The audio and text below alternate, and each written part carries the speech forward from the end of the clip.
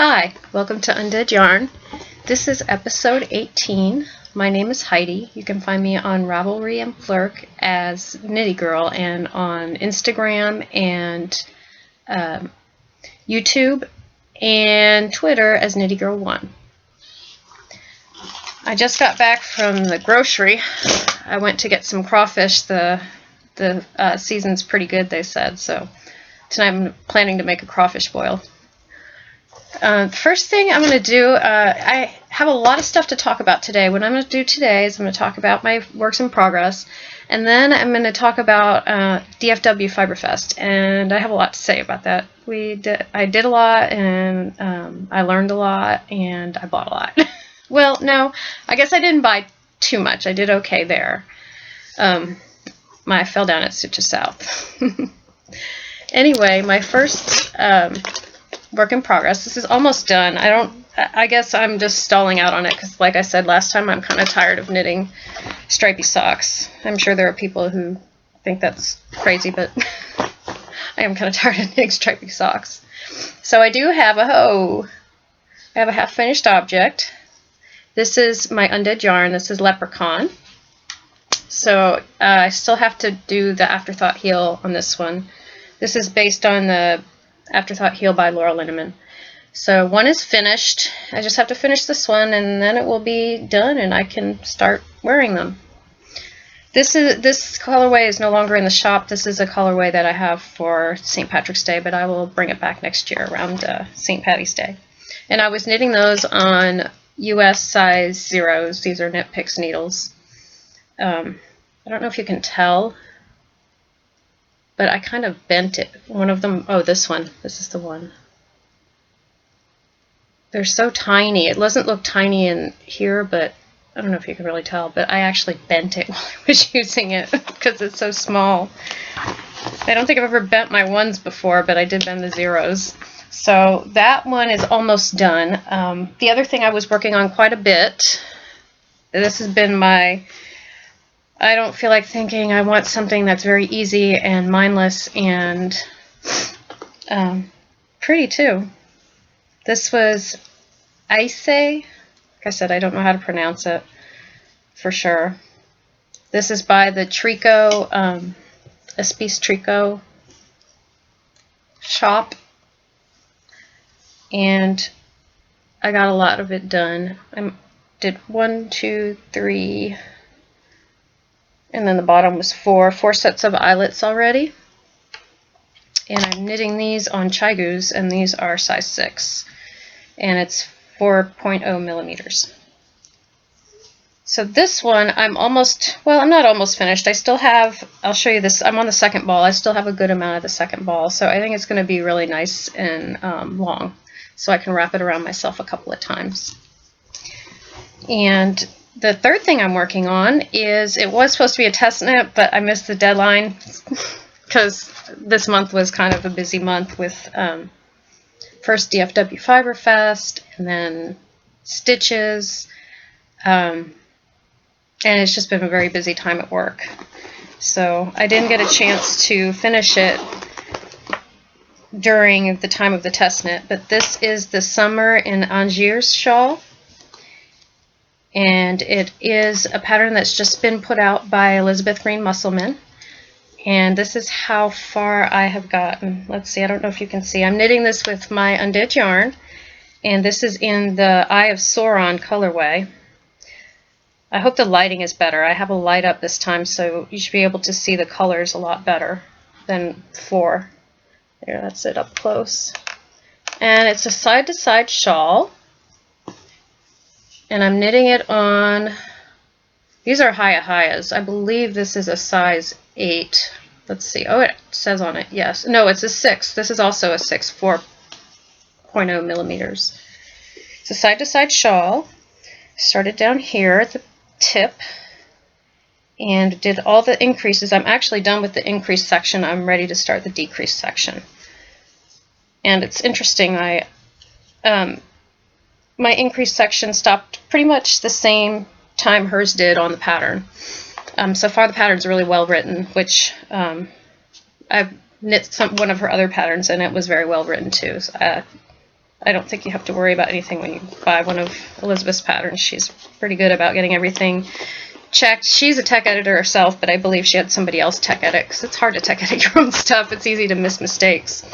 So that's the main body of the shawl, and then after I do all the decreases, I'm going to be knitting on a border, and the border is supposed to call for some other color. And I thought about dyeing up a color, but I have a color that I haven't used yet. This is not my yarn. This is fiddleknits.com. I was in, I think it was our first shawl club, and this is the color I'm going to use. I was going to dye up something like this, but I figured I already have yarn that's pretty much what I want. It's basically a tonal brown, and this is kind of looking a little bit more orange than it is. It's definitely a very brown color.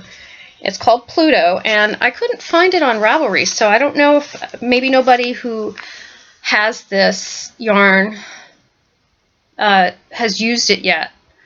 I guess it didn't show up. So the interesting thing about this, I got this several years ago, and it was before all the big talk about all different kinds of sheep.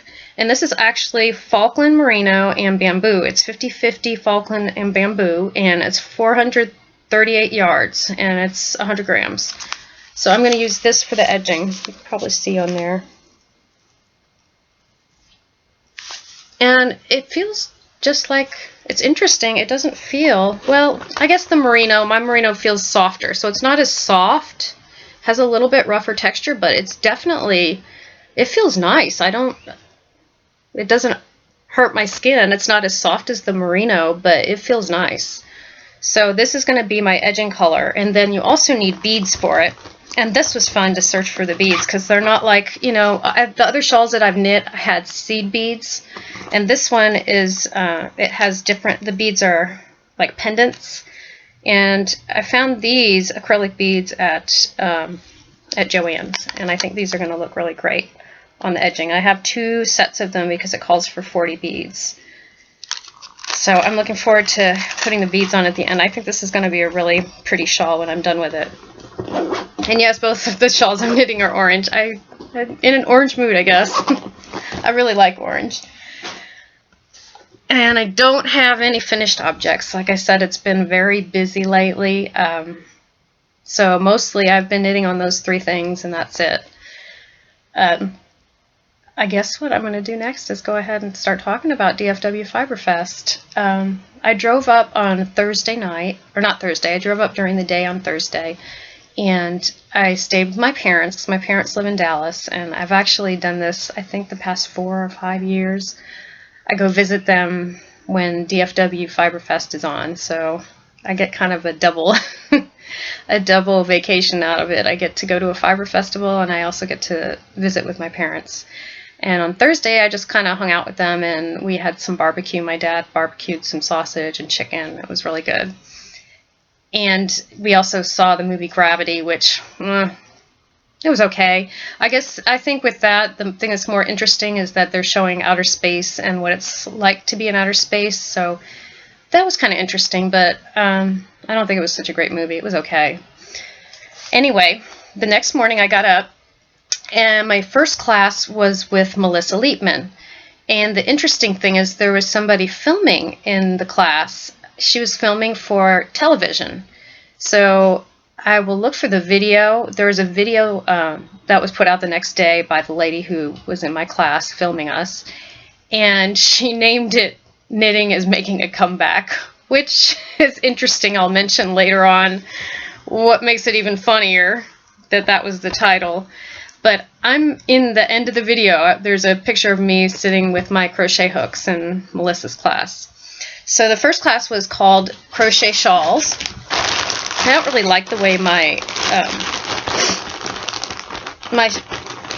I don't like most of the things that I crocheted.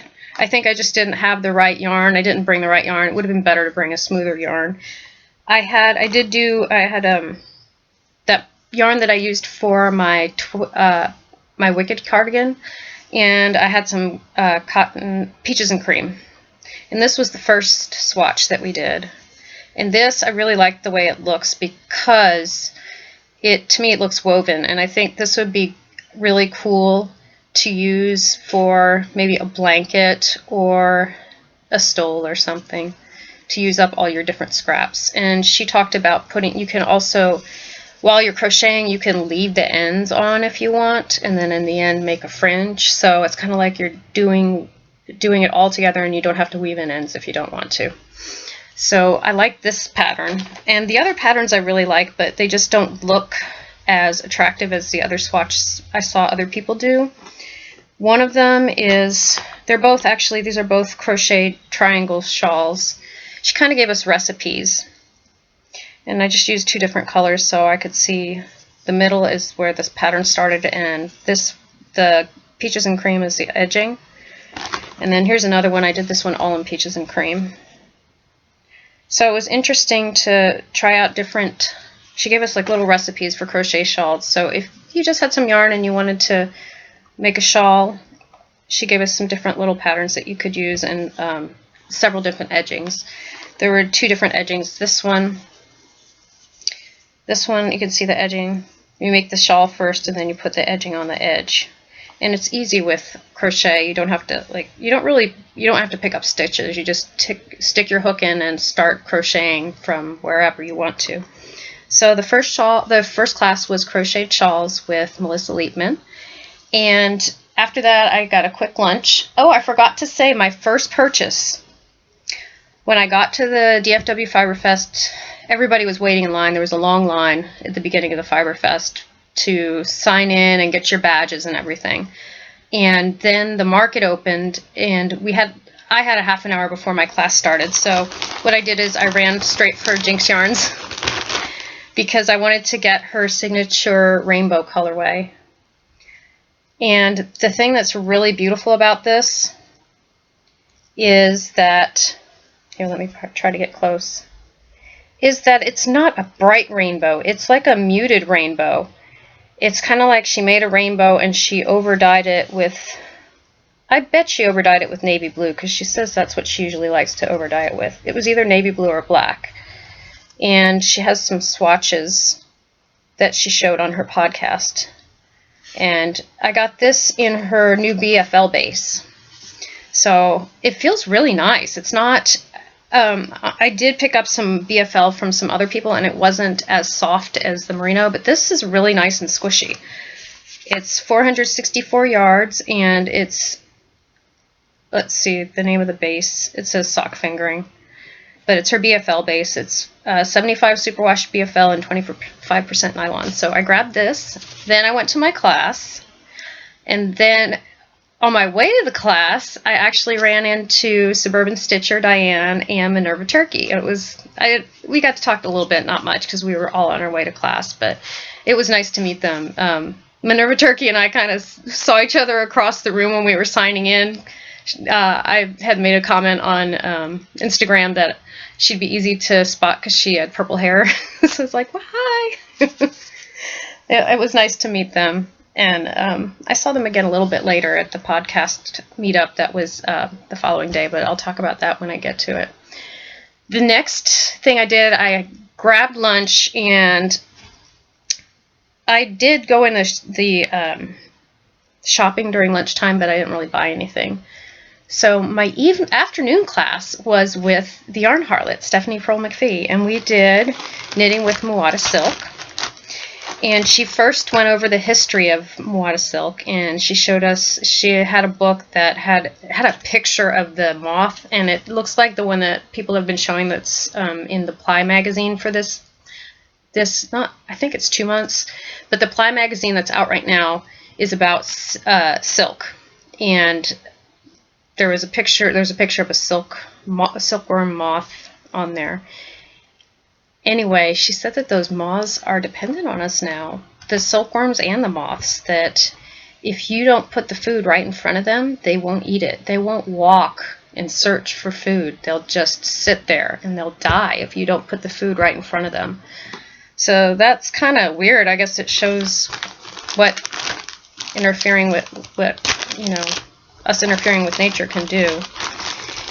But anyway, she gave us a pattern for a baby bonnet, and I started knitting it, but I haven't worked on it since then. I don't know if I'm going to make that pattern or if I'm going to make something else. I kind of want to make some mittens. She showed us several pairs of mittens that she had knit out of it. But here is a silk hanky, and we got a chance during our class, and you can see on my Instagram feed I have a picture of us pulling. What you do is you take one of the layers. This is actually several layers of Muada silk. This is the silk hanky. It's several layers. And what you do is you put the cocoons in something to steam them. Then you take the cocoon out and you make a hole. You take the bug out, because apparently the bug's still in there when they gather all the silk, all the little cocoons. You take the bug out, and yeah, it's dead. And then you pull open the cocoon, and you can spread it on this little square. You spread it on something square, and you can make them. She showed us you can make your own square to put the cocoons over. So if you wanted to do this, make a silk hanky, you'd need a bunch. You need a lot of cocoons to do this. This is not just one, this is several layered on top of each other. And she also showed us how to knit with it, and it's really sticky and it's difficult to knit with. Getting started was the hardest thing, but first you take one layer off, and I believe that person, what is she? Her podcast.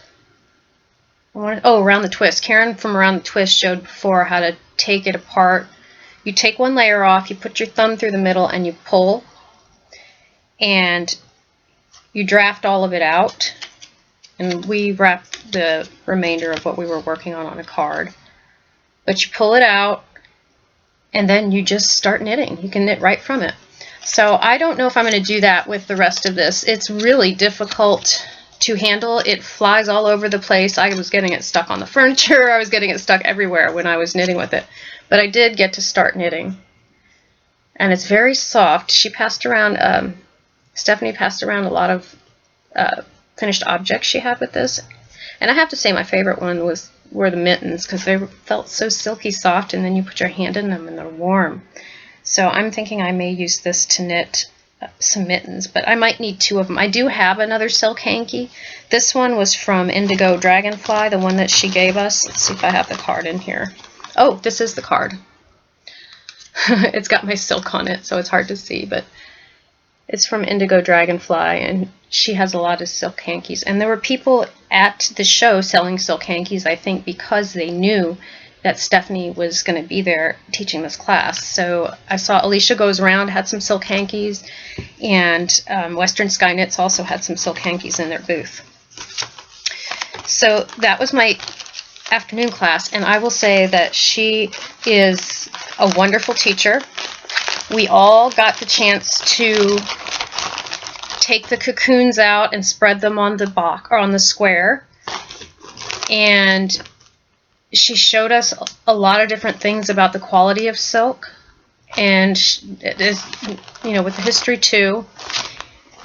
And she made sure everybody, you know, everybody knew what they were doing. She walked around and made sure everybody was feeling comfortable with it, because it was kind of tricky to do. So I really enjoyed that class. That was really nice. And when that was over, I went and met my friend Elizabeth of Dark Matter Knits, and we went out to dinner at a Japanese restaurant. It was delicious. I had pho, or fa, I think you call it fa. It was so good. And then we went to the Yarn Harlot talk. It was a really long day. Most of us got there in the morning, you know, for the opening at 9 o'clock. And then when the Yarn Harlot came on, I want to say it was like 7 or 8, but we were there till at least 9 o'clock that night. But she was so funny. If you have never seen her in person, I would highly recommend it. This is the second time I've seen her. I saw her at Sock Summit a couple of years ago, and the talk this time was different. But she has such insight into knitters, who they are, and the history, and what knitting does for us, what the pros are. And she just has a really good sense of comic timing. She's hilarious. When we were leaving, I was telling Elizabeth I wish that I could buy a tape of her, like, you know, you can go buy a tape of Billy Crystal or Eddie Murphy or any of the comedians and listen to them. I wish we could buy tapes of the Yarn Harlot so that we could re-listen to her stuff, because, oh my God, I was laughing so hard. It was just, she's so funny. She's so funny, and she's really smart. It was wonderful. And on the way out, oh, funny, on the way in, Elizabeth and I got in the elevator, and Myra Woods was in the elevator with us. And it's funny, I didn't look, I guess I looked down, I didn't pay attention when she walked into the elevator. I looked down, I was like, oh, those pantyhose are so cool, because they had prints on them, so it looked like she had tattoos on her legs, but she didn't have tattoos. And she's like, yeah, isn't that neat? And I looked up and I was like, oh, I'm taking a class with you tomorrow. And so we met her on the way into the talk, and then on the way out, Laura Jinx from Jinx Yarns was right in front of us, so Elizabeth and Laura and I were all talking in the elevator. And actually in front of me, the lady from Tammy from the Proverbial Knitter was there with her friend, but I was talking to my other friends, so I didn't get to say hello to her, but she was there too. I think everybody had a really wonderful time at the talk. It was great. So that was a long day. We all went back. I went home to my parents. Not home. It's not my home, but it's their home. I went back to their house. And then the next day, I had a class in the morning, and my AM class was with Myra Woods. And the class was about crochet Japanese patterns. And she taught us, she gave us like a key that had a list of all the symbols and what they all meant, and what they usually are, what symbols they usually use in Japanese crochet. And then we crocheted a project. We started crocheting a project. And these are the flowers that I did. And one thing that was really, really great, it's hard to see, but I love how this was like the big amazing trick, was how they connect the motifs while they're crocheting so that they can stay flat. And it's not difficult. You can do it while you're crocheting. So in the end, the only ends you're going to have to weave in are whatever, you know, wherever you have to start a new yarn. The one thing I did find from this that made me think of my own yarn is that it's hard to knit, or you can crochet with variegated yarns and you can knit with variegated yarns, but if you want to do lace, which I love lace. If you want to do something lacy, it's really better to have a solid or a tonal. So I think at this point I'm probably going to start trying to dye some more solids and tonals to put in my shop, because I want to knit more that's lace. And after this, like I said, you can see the variegated sections in there. And it looks okay, but I really honestly think the one that stands out that looks the best is this one right here, which mostly came out in one color. So I would like to do some more tonals. As much as I love variegated yarn, it's really not the best thing for lace because you lose the pattern. You can really see the pattern here, and I really love this little pattern. It's so cute. And she showed that you can take these little motifs and use them for different things. You can use them to make a shawl. You can use them to make a bag. You can use them to make a sweater. And I have taken other classes from Myra Woods, and she really likes freeform crochet and freeform knitting. And the other classes, that's what the other classes I took were about. And I do see how this could be used in freeform. I would really recommend her. If you're interested in those things, I would really recommend her classes. She's a really dynamic teacher, and she thinks way outside the box. I really enjoy her classes. So that was what I did in the morning on Saturday. And then at lunch, I ran into some of my friends that are from my local yarn shop, the Happy You, and I sat and ate lunch with them, and we all talked about our classes, and I think we all agreed that the crochet class, these are people from my crochet guild that are one of them works at the Happy You, and the other one is like me, she goes there a lot. And I think we all agreed that out of the crochet classes all of us had taken, Myra Woods was probably the best one of that day, after we talked a little bit about what the classes were. So I really highly recommend her as a teacher. Like I said, I've taken 3 classes from her, and I've learned a lot. I always feel like I learned something new. And after that, after we had lunch, it was time for the podcaster meetup. And I went down, and there were just a couple people sitting down. We were waiting, we kind of were waiting.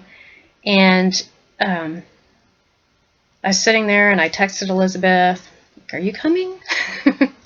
Because I got there a little bit late.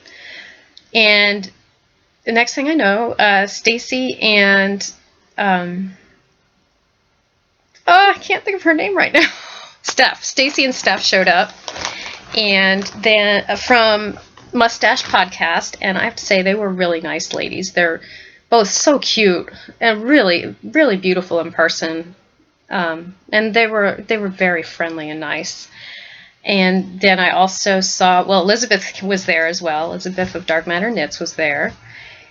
And then, who else was there? Diane from Suburban Stitcher was there. And also a lady from Tap Girl on the Go. I'm forgetting her name right now, but she is so funny. Oh my gosh, if you have not listened to her podcast, she has a really good podcast. And she recently just interviewed Heather Ordover from Craftlit. It's Tap Girl on the Go. Oh, her name is Carmen. And so it was really nice to meet everybody. It was a small meetup.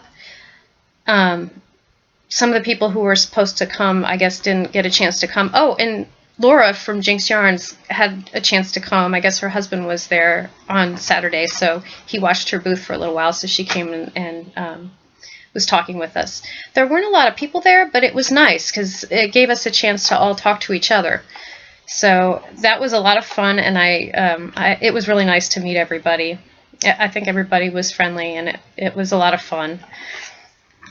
So those are some new podcasts. If you haven't checked them out, if you're watching me, you definitely know who Mustache is. Everybody knows who they are. You probably know Suburban Stitcher because she knows, she and Steph and why am I blanking? She and the ladies from Mustache are friends. And then Jinx Yarn I've talked about several times. She has the Dyer's Notebook. She's one of my favorite dyers. And Elizabeth Dark Matter Knits, everybody knows who she is because she works with Cooperative Press, and she does, like I said, she just put out that pattern that I'm knitting right now. So that was really nice. I enjoyed meeting everybody. And then after that, I was ready to hit the market and go home. I was tired. I think everybody was tired who had been there since Thursday. So let me go ahead and show you some of the things I got. I got the first thing, well, this wasn't the first thing I got, but this is new to me, and I know a lot of people rave about her bags. I really wanted to get an Erin Lane bag, and I saw skulls, I had to have it. So look, I think this is big enough for a sweater size project bag, and it's lined on the inside. It has a ribbon around it, and it's drawstring. I love this. And this was very reasonable. Her bags are really reasonable, and they're really well made. She had several different types. I really, really like this bag, and it's big enough. It definitely is big enough for a sweater, which is what I need. I don't have a lot of sweater-sized project bags. I usually end up using tote bags. Which is to also mention that DFW Fiberfest gave us these beautiful tote bags. They're not, well, last year they gave us a tote bag. This year they gave us a duffel bag. But every year they give out great bags that I always end up using for my knitting projects. And the other nice thing that was really great about the Fiberfest is that Cascade Yarns paid for our parking. So, You know, a lot of times when you go to a convention center, you have to pay to park. We didn't have to pay because they covered all of us, which was really nice at Cascade Yarns. Let's see, I did get one more project bag. I got a little mini one. I think this one was from the Droll Eclectic. Of course, another one with skulls, but look, there's sparkles! Yay! It looks like pirates. Like, it's like a pirate skull bag. And this is just a small little bag. And I like, it looks like she put a bunch of different yarns together. It looks like rainbow yarn for the pull string. So I have 2 bags, 2 more bags to add. I got a skein of gradient yarn like a lot of us did. I think you saw some of the other podcasters had bought. Not the same colors, but something similar. It's a gradient yarn and it's from Little Monkey Stitch and Spin. Let's see. The colors aren't showing up quite right. There's a peach. Actually, it's a really light, it is a peach color. It's a light peach, then a dark peach, and then it goes into pink, and there's purple in the middle. And this is 75% superwash merino, 25% nylon. I got the fingering. They did have some others, and it's 463 yards. And I bought a, yes, I bought a pattern at, it wasn't Little Monkey Stitch and Spin. I bought a pattern later on that I'll talk about on my next episode at Stitches South. That's 4 gradient yarns that I'm planning to use this with. And then I also hit Western Sky Knits, and I've got this lovely, lovely yarn. Look, it sparkles. I really, really like Western Sky Knits. The ladies there were fun. I got a chance to talk to them, and they actually had some poonies that they had bought in the back of their, where they were sitting in the back. I was like, where did you get those? So then I had to go and check out another place. I didn't end up buying there, but yeah, it was nice to talk to them. This is called, I think it's Mohegan Bluffs. And this was very reasonably priced, and it's Twinkle Sock, and it's 75 superwash merino, 20% nylon, and 5% stellina, and it's 400 yards. And I don't normally, you know, I don't normally get blues, but this is like a turquoise blue and browns. It goes into a darker brown. It's like shades of brown with some green in there. I just thought this was lovely. It's very different from colors I normally would buy, but it was eye-catching, so I'm looking forward to knitting that. And then I also bought something that I've seen some of the other girls bought. I think Steph from Mustache bought some of this. This is also Western Sky Knits. And this one is 100% mulberry silk. And it's a braid. And from what I understand, I was talking to Alicia Goes Round because she had some silk hankies there, and she said they're really difficult to dye because you have to make sure that every spot on the silk is wet in order for it to suck up the dye. So I was pretty impressed when I heard that with these colors.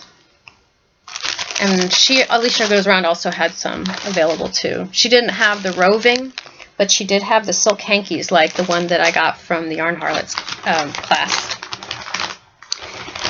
So after I went there, I was ready to go. I went home, so I didn't go back on Sunday, which is probably good because I knew in a couple of weeks I was going to be at Stitches South. And I had a really wonderful time. They got a lot of well-known people there to teach, and the market was huge this time. I think it was pretty big. The marketplace was big. In the middle they had an area where you could sit down and knit, and everything was, it was nice and spread out, so you didn't feel like when you were going from booth to booth like everybody was crowding around and you couldn't get in to see anything. I think there was a lot of space for each one of the vendors. And I have to say, I just think the board did a wonderful job. I'm sorry to see the person who's been running it the last several years step down, but I know that the person who's taking over will do a great job because I've met her as well, and she is very passionate and she's very motivated. So I think that the ladies that run that have done a marvelous job and just keeps getting better and better every year. So thank you guys. Kudos to you. You guys did an awesome job. And I don't have any dyeing to talk about. I don't have any spinning to talk about.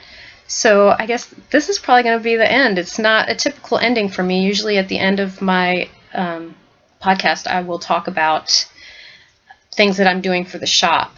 I do have one thing I would like to mention. I do have a new base yarn, and I was prompted to get it by several people who asked me about knitting toys, and they wanted some of my brighter colorways in worsted weight yarn. So I do have a worsted weight base that I'm probably going to start with dyeing some of the more popular colors like Zombified on, and hopefully you guys, you toy knitters, will have something else to pick from.